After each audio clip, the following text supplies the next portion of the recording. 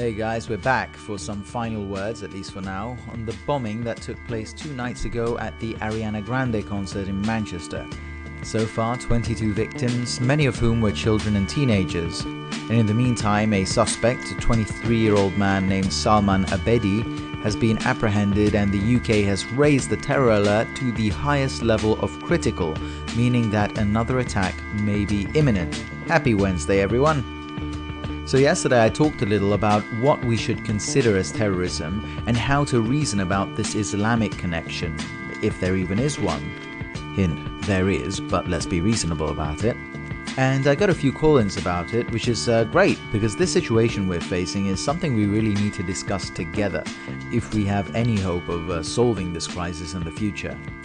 So here's Tsui from New York with his thoughts on the matter.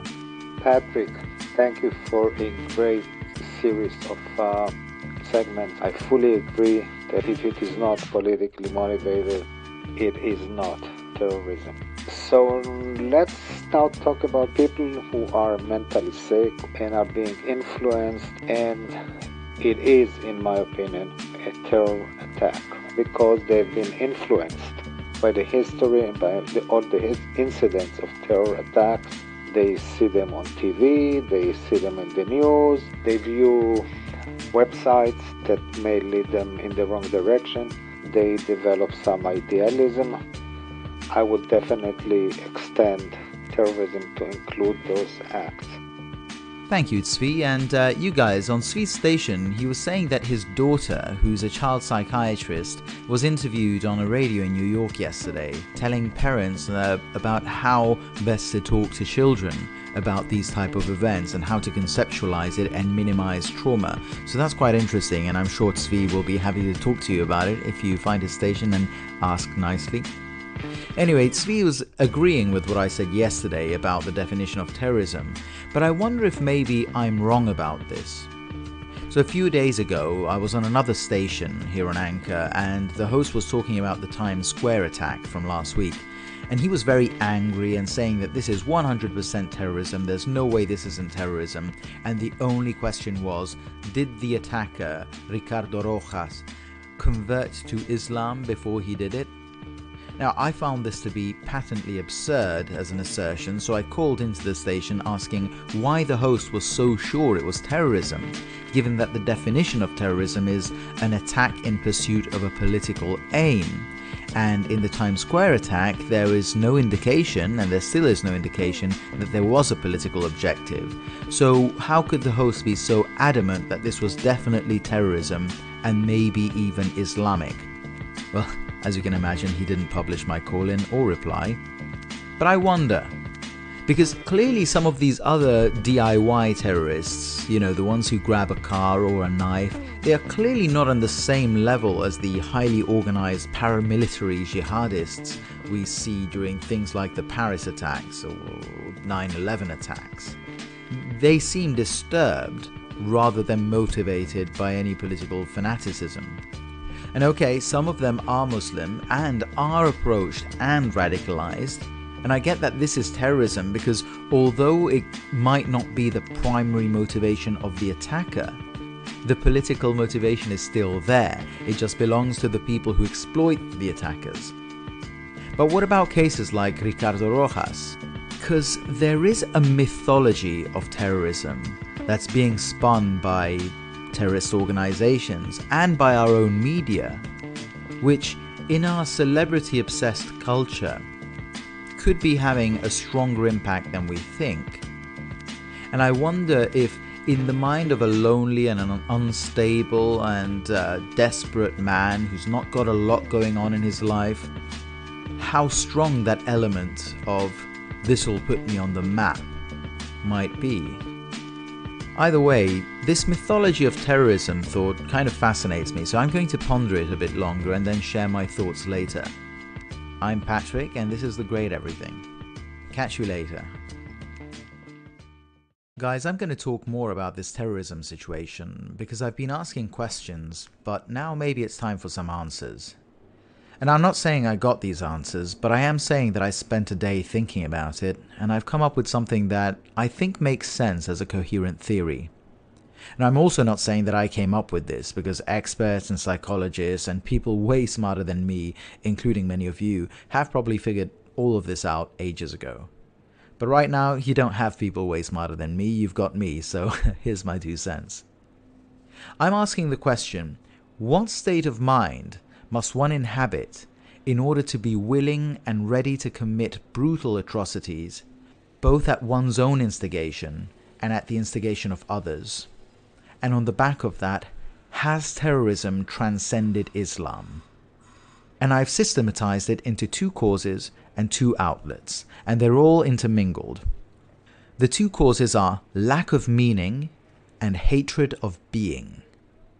And the 2 outlets are both religious, jihadism, and our cult of celebrity. What I'm going to say in the next few segments is that there's a deep malaise in our society and a pervasive lack of meaning that, to an extent, we all experience. And that when that lack of meaning is taken to the extreme, some of us can fall into a downward spiral, into the darkest side of our humanity, and even a hatred of being itself. And when one is in that metaphysical hell, filled with hate and devoid of all meaning, for those of us within a certain culture, jihadism can be an easy way to conceptualize that internal hell, providing a convincing narrative and justification, and more importantly, a way out. In a word, meaning. And this is obviously compounded by our obsession with celebrity for celebrity's sake, and with the way media coverage appears to glorify mass murderers. It's obviously a huge topic, and I'm going to break it up into separate segments, so all I would ask is that you please listen till the end, and get the whole musing. Hopefully this will provide some clarification on the senselessness that we seem to inhabit these days. Or if nothing else, just some better questions.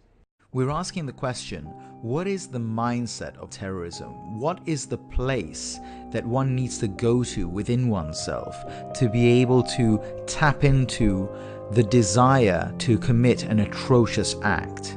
And the first cause that I've identified is the pervasive lack of meaning in our culture. And this is something that we will all intuitively understand, and not just those of us who suffer from depression or other similar ailments. But we are going through a period of cultural depression too, and personal and cultural lack of identity. Lack of purpose within our lives. That's something that I like to talk about and that I abandoned my career because of. Being a banking lawyer didn't give me purpose. The fact that we're ever more disconnected from our communities. Community also gives purpose. But when all you see every day is just people staring into these black mirrors on their screens, even in restaurants, couples just not even talking to each other. Everyone is just obsessed, transfixed by their phone. Everything is filtered by the intermediation of technology, so that personal, one-on-one, face-to-face connections are broken. That is also contributing to a lack of meaning. We have lost faith in our institutions, and this has been a slow creep since Watergate, when we learned that we couldn't trust our presidents anymore, all the way through the Iraq War weapons of mass destruction scandal. Lack of faith in our culture, because now the philosophy of postmodernism tells us that there is no truth, that our culture doesn't stand for anything positive, that we have only brought death and destruction and oppression into the world, and that there's nothing worth saving. We live in an oppressive, racial supremacist, patriarchal dictatorship, that we are all inherently bad, and that each of us is responsible for the sins of our forefathers, like genocide, like slavery. We live in an age in which we look at ourselves in the mirror and all we feel is shame, or we are told to feel shame. The default position in this postmodern world is that you are a bad person, a sinner. It's pretty much just like Catholicism, but without the redeeming figure of Christ that can save you and give you that purpose. This is something that Nietzsche warned about. When Nietzsche said God is dead, he didn't mean that literally God has died. He said that the scientific revolution that began with people like Descartes and Newton, and that slowly led to the Enlightenment and the discovery that it is human values and not religious values that should take precedence. He said, beware, because when you remove God, you also have to remove all the things that we believe that are based on those Judeo-Christian values. There will come a point in which you will start to question everything. You will start to question compassion. You will start to question your own very goodness, because you're saying that God is dead and it's all science now. But you haven't looked at what happens when you really take that to its end conclusion. If you remove God, you are removing what binds our Western society together. And postmodernism came along and gave the coup de grace and removed that meaning, leaving us in an age that is totally devoid of meaning. Some of you unfortunately experience that every day. I know many people who are depressed, severely depressed, and lack of meaning characterizes their day-to-day life. Some of you only feel it saltuarily. Some of you only feel it when you're having a bad day or when you're at your job. But the truth is, it doesn't take a lot to look around when we're on the subway, or when we switch on our computers or televisions, or when we're walking around on the streets, to notice that a lack of meaning in our culture is indeed pervasive. And so we need to ask ourselves where that can lead us. And when you lack purpose in your life, what do you turn to take its place, to fill that void? And I think the tragic events of Manchester and the many other events like it that have happened over the last 15 years are an indication of at least one route where lack of meaning can lead us. In my exploration of the potential mindset of a terrorist, I've identified a first cause that can lead one to go down that dark route, and it's the pervasive lack of meaning in our society. But of course that can't be the full picture, because we all feel that lack of meaning to an extent, and even in the worst, the most extreme cases, the outcome can be suicidal thoughts, which is terrible, of course. But it's not the same thing as taking out a bunch of innocent people with you. That requires something else. That requires something more. The psychologist Jordan Peterson says that when people are afflicted by a deep lack of meaning and other negative circumstances in their lives, like abuse for instance, but not necessarily anything quite that violent, they can turn to inward brooding and enter into what he calls a chaotic domain within their minds, a kind of thinking that is tortured and self-mutilating. And in that domain, your thoughts can take a really dark turn towards a kind of voluntary, conscious destructiveness, a downward spiral towards what we would call evil. And we have to understand we all have that within us. That call to evil. That's how you can get people who up to that point had been relatively normal turning into cruel, vicious guards at concentration camps. That's how you get the events of the Stanford prison experiment, which my friend M from House of M recently reminded me of. This dark mindset is characterized by ideological rigidity, check, great pride, resentment, and vengefulness. Now, just a word on pride, for instance. Those of you who have read Milton's Paradise Lost know that it's the story of how Lucifer became Lucifer. He was a prideful angel who rebelled against God and was banished because of it.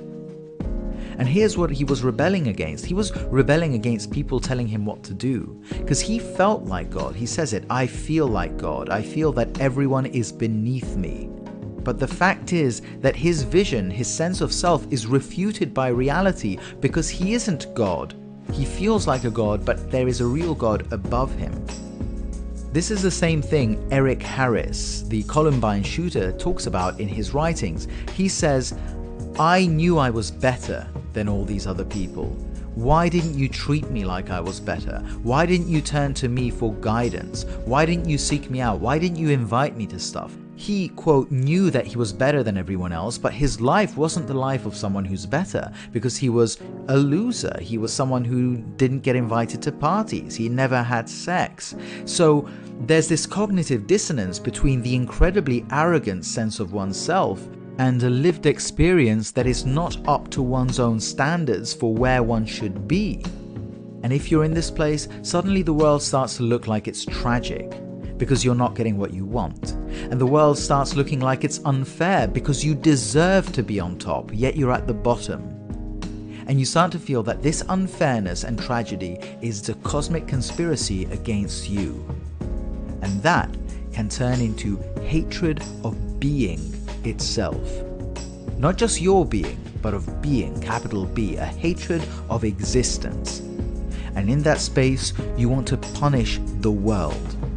You want to annihilate yourself, destroy your own being, because that's better than being alive in a world that you now see as your enemy.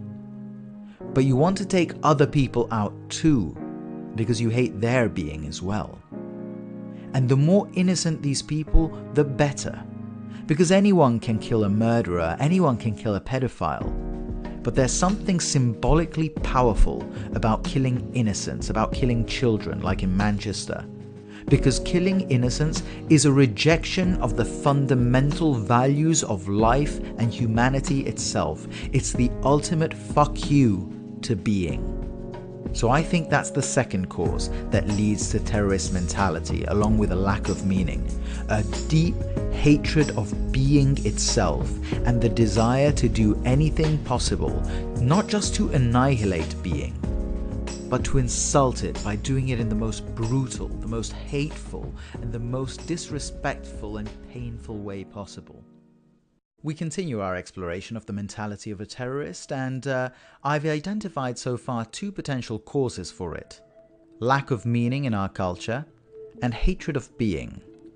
Now let's look at some potential outlets for that dark mental state. Say you're a person so afflicted. Now say you're also from a Muslim background. And again, the starting point here is that you're a person who is very deeply troubled by a lack of meaning in your life.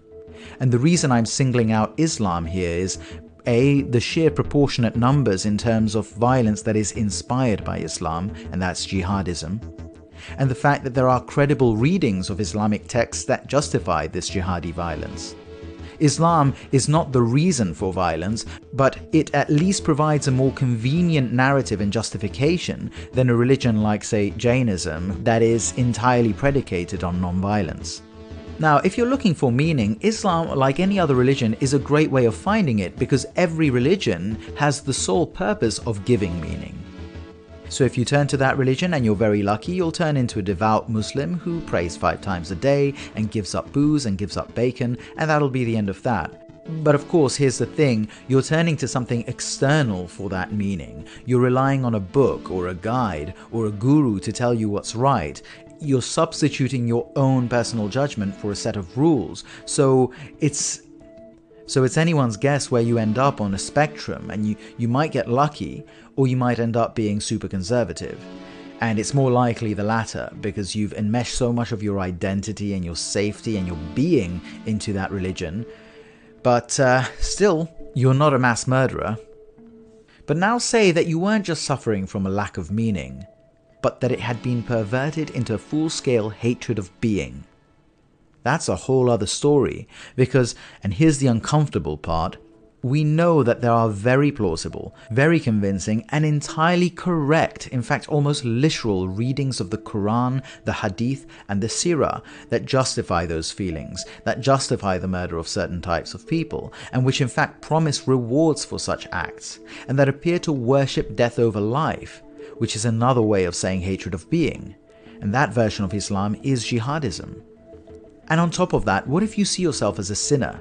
I'd like to make this example with Christianity, but it doesn't quite work for reasons that will become apparent. But say that you're from a devout Muslim background and you happen to be gay. Say that you believe you are destined to hell because of it. And now somebody convinces you that there is a way that you can get into God's good grace again, and that is by martyrdom and by taking as many other homosexuals as you can with you. Now you're part of that community again, and suddenly you've got a very plausible narrative for the Orlando massacre. Now I want to add one final point here.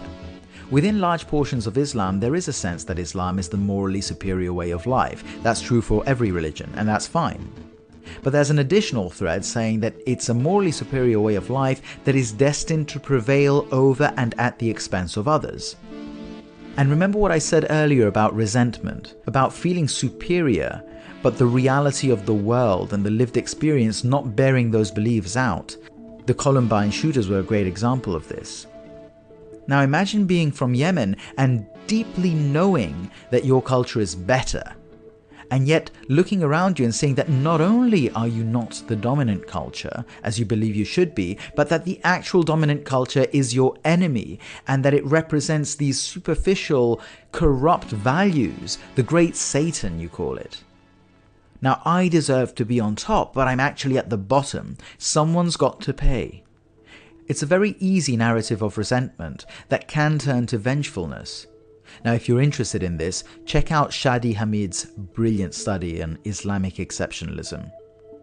To sum it up, if you're in a place where you're looking for meaning, and that meaning just happens to justify and reinforce your hatred of being, and allows you to give into it, it's entirely understandable how people could get radicalized.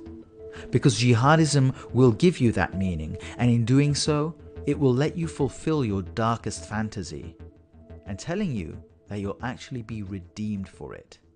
So here we are at the end of this long musing on the mindset of a terrorist, and we've seen how a lack of meaning in one's life, coupled with a hatred of being, can find a feasible outlet in the cult of jihad, which is a way of substituting one's inner void for a pre-packaged meaning offered, one would assume, by unscrupulous organizations. But there's another cult that we can turn to. And it's an even more dangerous one, because this one truly has nothing to do with Islam. And we all turn to this cult at some point in our lives. And by some point, I mean always. See, it's nothing new for me to say that we live in a culture that glorifies celebrity. We're obsessed with it. It used to be we worshipped people with talent, great actors like Gregory Peck, and directors, musicians and artists and athletes, etc. But now though, it's enough to just be famous. Reality TV, Big Brother and the like, they present us with a new class of people who are famous because they are famous. And we love them. We talk about them and we pay money to read gossip about them. We even model ourselves on them. All it takes is to look at Instagram, at all the infinitude of wannabe Kim Kardashians, all with the same contouring makeup and the Jersey Shore lookalikes. But even moving down to normal people like you and me, we broadcast our lives as though we were the stars of our own reality TV show. Hey, look at this glamorous dessert I just ate. Hey, look at how cool my avocado on toast looks like. Hey, look at me having shots with my bros. Hey, look at my legs on this beach. It's pathetic. It's a cult not just of celebrities, but of celebrity itself. We even elect celebrities as governors and presidents. That's how addicted we are. And one of the worst byproducts of it is, in today's life, if you're not a celebrity, you're a loser. And that's why we're so desperate to promote our own MTV lifestyle at every opportunity. #YOLO. Now imagine that instead of having a nice apartment in New York and hip friends and occasionally enjoying cocktails and beaches and your avocado brunches, imagine you have none of that. Imagine you're poor, you're unemployed, things aren't going well, you're single and you're struggling, and you aren't respected, and you don't have followers on Twitter, and you're building all that resentment about this. And all you see when you switch on the TV or turn on social media is the life of all these superficial Westerners flaunting their incredible lifestyles, flaunting all the things you don't have, or pretending that they have the things you don't have. And your resentment builds. Because everywhere you look, it's telling you that you're a nobody. But what if there were a way to be somebody, to make people notice? Our media coverage mythologizes terrorists. These people become larger than life, famous. We know their names, we know their lives, their habits. We pore over every minuscule detail of who they were, and more importantly, the horrible things they did. Now, you can be more famous, more somebody, than any of these corrupt losers and whores you hate. And you can do it in a way that satisfies your hatred of being. And if you're also religious, you can do it in a way that redeems you in God's eyes. And here's the thing, this is why I'm saying that terrorism has transcended Islam. You don't have to be religious to be attracted to this celebrity meme. Richard Rojas in Times Square last week, he's not a Muslim. But he's been sucked into this mythology of terrorism, of how that's done, of what you can achieve, of what an impact you can have. And high school shooters, they study their predecessors. It becomes almost like a contest of brutality, of who can do most damage most swiftly. To be a 9/11 attacker, you need to believe in spreading Islam through violence. But nowadays, the religion of celebrity is more than enough to suck you in with its narrative, especially if you find yourself consumed